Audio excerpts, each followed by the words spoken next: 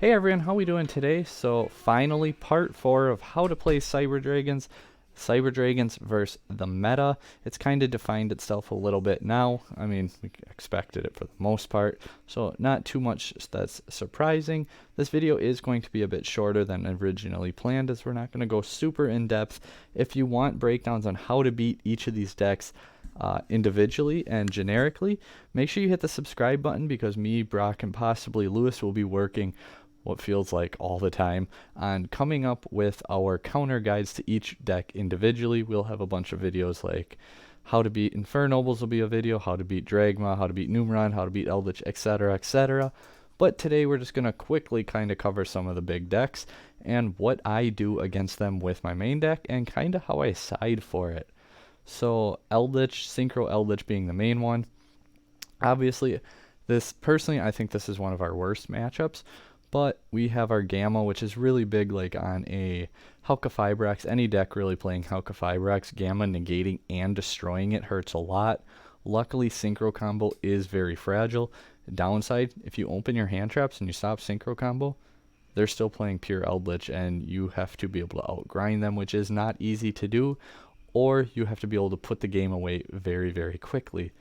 What I have found is ideally opening multiple hand traps, which is why we are playing so many, and save. If you open your Ash, always save your Ash. If you have another hand trap, use your other hand trap to stop the Synchro Combo and use Ash on Sanguine. Even if they're summoning from grave, if you're playing on Dueling Book, yes, you can still Ash it, because the option from deck is there, whether they tell you you can or not. Kaiju can come in very, very clutch here, as well as Pankratops. So some other things that we can do for the main, that's pretty much it for the main deck. Hand trap, Synchro Combo, Ash the Sanguine, Kaiju, Pankratops, things like that. Trying to put the game away early, like Core and Extender equals OTK. So that's the go-to for them. You don't really want to get into a big grind game with them, but you know, it happens. And like I said, it's not a favorable matchup, but it is winnable. BLS Link, if you can get it out, like if you get Nibiru them, your Chimera Attack, stuff like that, can't be destroyed or targeted, is actually really good and can help out a lot in the matchup, because Eldritch's send effect targets, and I mean, they do have ways to get over it, but it's not easy, and it will help, that's for sure, especially if you get it up to at least 4,500 attack. Side decking, Lancia can kind of slow them down for one turn, but that's, again, you got to capitalize right away if you Lancia them. Forbidden Droplet, not really that great because they don't rely on monster effects, it's their trap effects.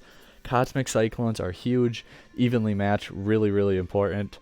And we have our Overflows and our Cyber Load in the side to also side going first, blow up all their stuff.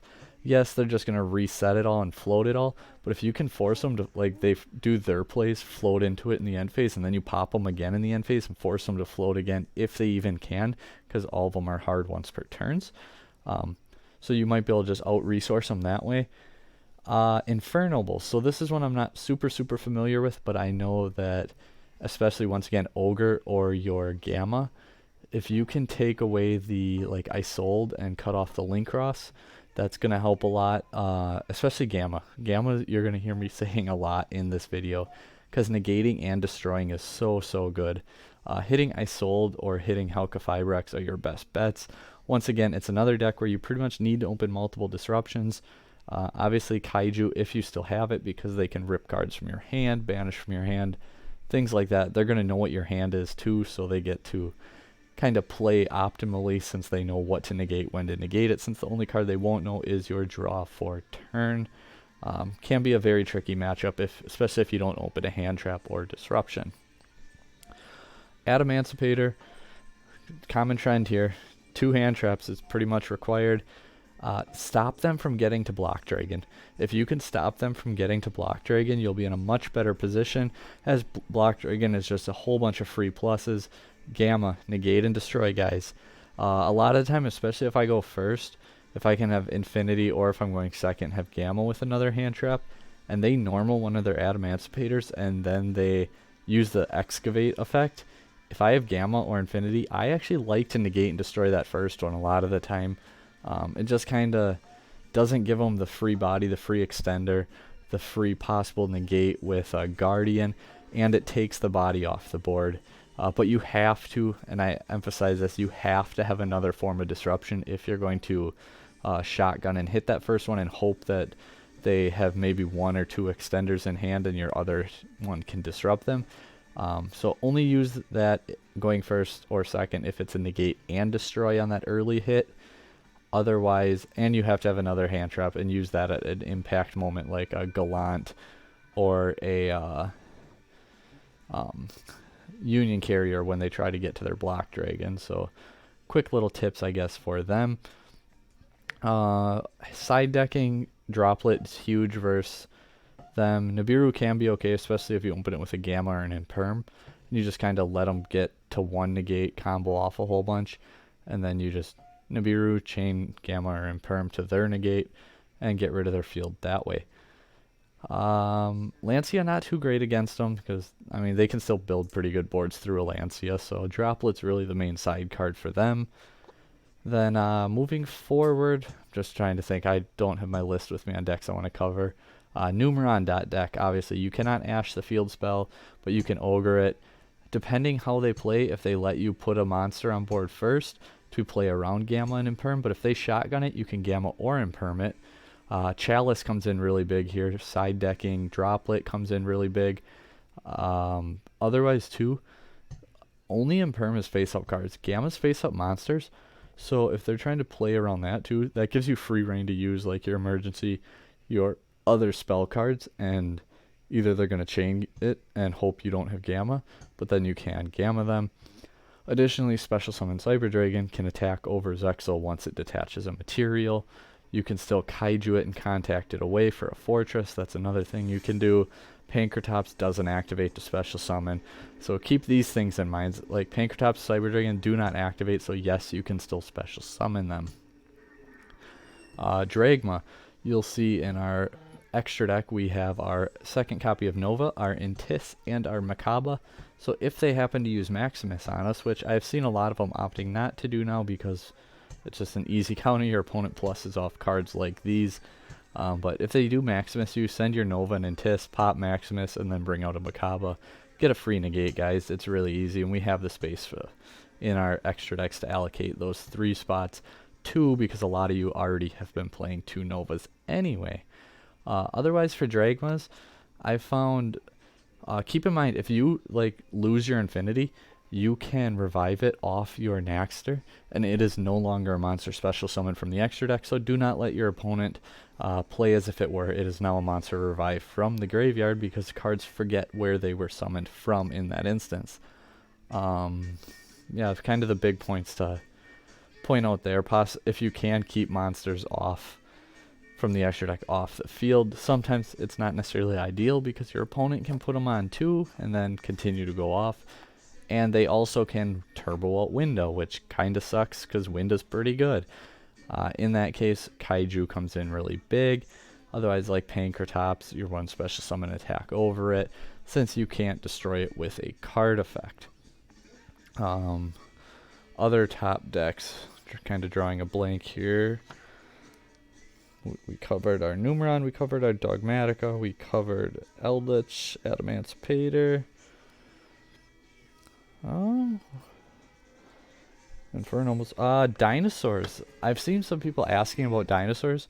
Personally, I haven't had a huge issue with them, but they absolutely can go off. And are they playing Barrier Statue? Are they playing like VFD? Are they playing like there's a lot of different variants that they can go for. Even Synchro Dino's a pretty good deck. Lancia is huge in the extra deck. Your droplets or side deck, sorry. Your droplets are going to come in really, really big here as well. Forbidden Chalice, your Gamma to get rid of that conductor. I mean, I guess they're not going to conduct you when you can Gamma unless you somehow put out 2 and go into a Lambda first. But yeah, they can be tricky. Kaiju comes into play pretty big. Pankratops helps a lot.